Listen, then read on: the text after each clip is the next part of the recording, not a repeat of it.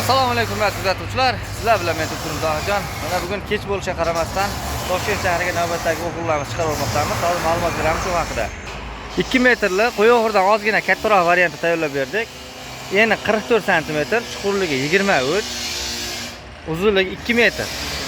Qo'yo'g'irdan kattaroq buzoqlar uchun yoki katta qo'ylar uchun o't uncha-munchaga chiqib ketmaydi. Mana bular ham mana shu variantdan. 2 metrli. Bir donasini 260 ming so'mdan tayyorlab bera olamiz. Bu klientimiz 75 dona olganliklari uchun dastavka qilib beryapmiz Toshkent yangi yo'lga. Ko'proq miqdorda olsangiz, ham albatta dastavka qilib beramiz. Buni 230 lik varianti ham bor. Ko'rib turganimizdek tomlisdan esa berganmiz. Bundan ham esa berishimiz mumkin. Bular bir donasi 280 ming so'mdan. Qalin bular ozgina, buni bilamiz, tomlisimiz. Mana bular esa 230 lik moloxullarimiz. Uzunligi 230, chuqurligi 32-33, eni esa 60 sm. Mana bu shu o'g'rimizning tomlisdan qilingan varianti. Mana ko'rinish mana shunday bo'ladi.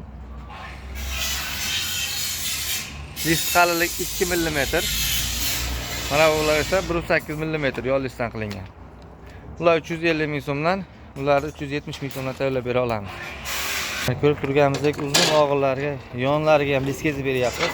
Bir donasini kelishuvga qarab, bir donasi 20 ming so'mdan shunday tayyorlab berib kesib beryapmiz. Ya'ni borib svorka qilishga qulay.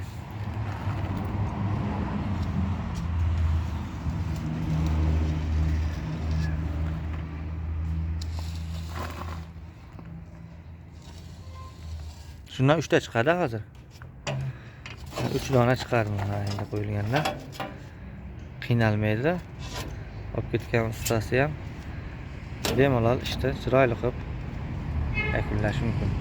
Va bundan tashqari bu yerda jodi mahsulotlarimiz ham bor. Tig'lari almas idishdan kesilgan, qalinligi 5 mm. Turganimizdek yarim santi. Ishlashlari juda ham zo'r. Garilka mahsulotlarimizni ham avvalgi videolarimizda aytib o'tdik. Qozon mahsulotlarimiz bor. Bir donasi 500 ming so'mdan 1 million 300 ming so'mgacha mana kattalari. Allohga shukr. Bugun endi qisqaroq video qilyapmiz.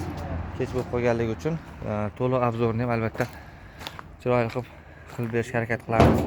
Manzilni eslatib o'tamiz. Farg'ona viloyati Buvayda tumani, Dehqonobod qishlog'i.